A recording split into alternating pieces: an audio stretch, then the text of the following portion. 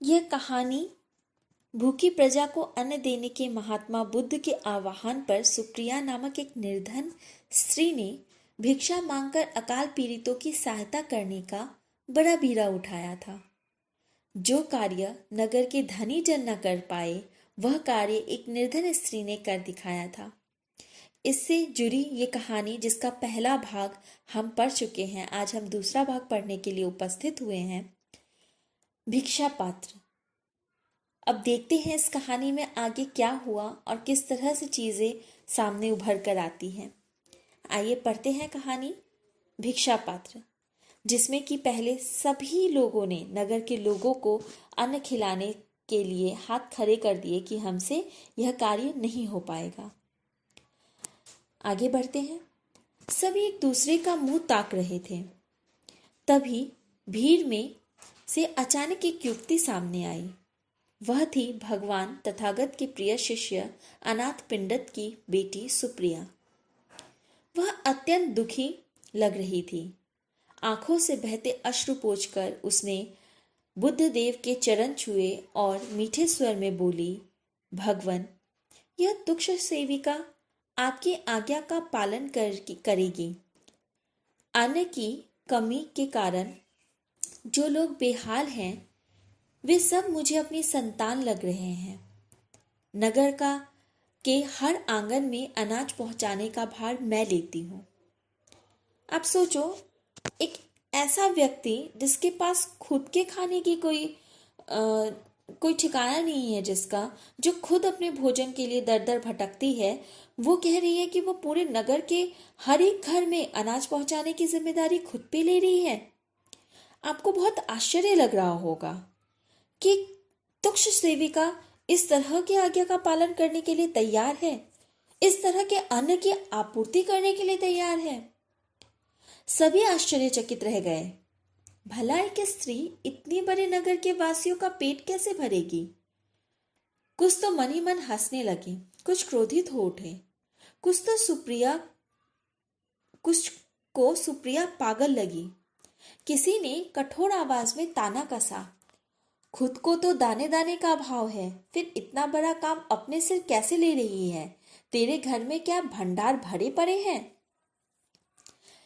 आप देखना बच्चों, आप जब भी कुछ अच्छी पहल करने की कोशिश करोगे, जब कोई अच्छा कार्य करने की कोशिश करोगे, तो लोग ताने कसने के लिए सबसे पहले खड़े मिलेंगे आपको।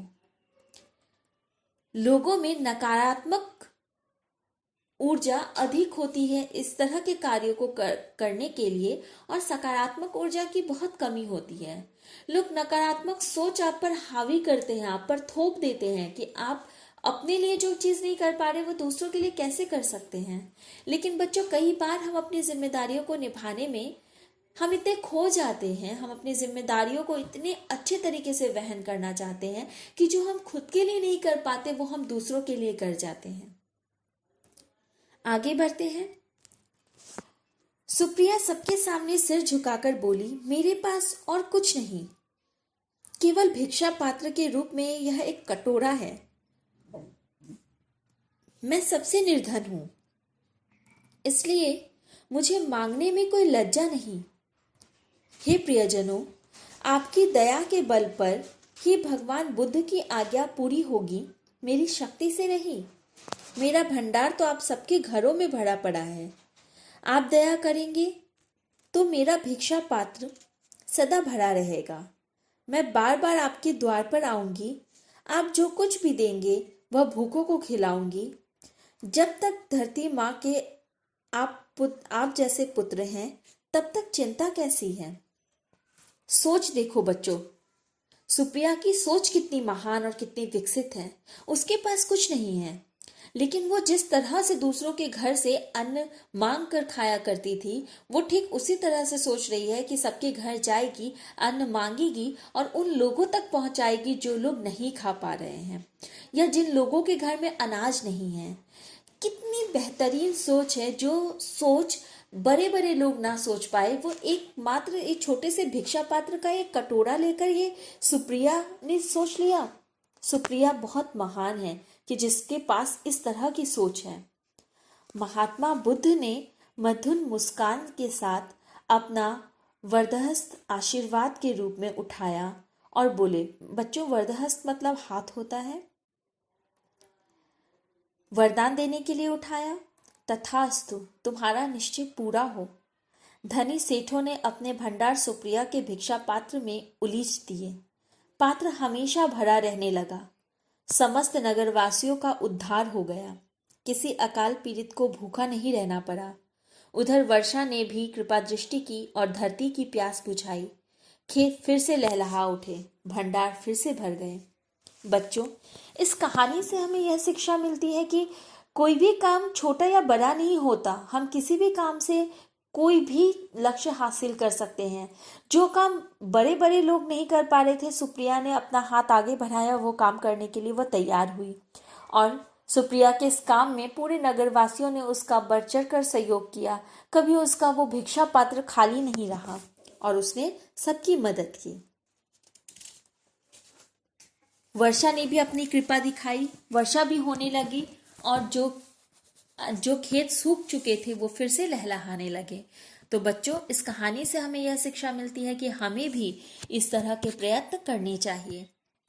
महात्मा बुद्ध, अब कुछ प्रश्न उत्तर हम करेंगे कि महात्मा बुद्ध ने नगर के संपन्न लोगों से क्या प्रश्न किया, कि किस प्रकार से वे नगर का भरण पोषण कर सकते हैं, कौन कौन नगर के भरण पोषण के लिए सामने आएगा। रत्नाकर सेठ का माथा लज्जा से क्यों झुक गया?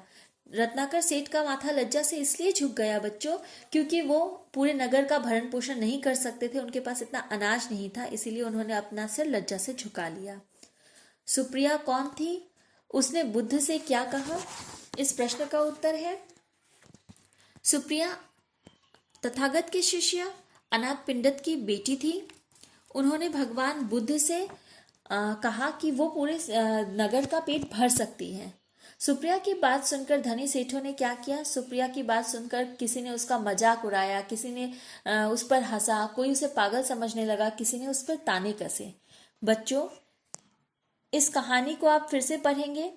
फिर से पढ़ने के बाद इसके प्रश्न उत्तर जो मैंने आपको बताए हैं वो अपनी कॉपी में लिखेंगे और याद करेंगे। धन्यवाद।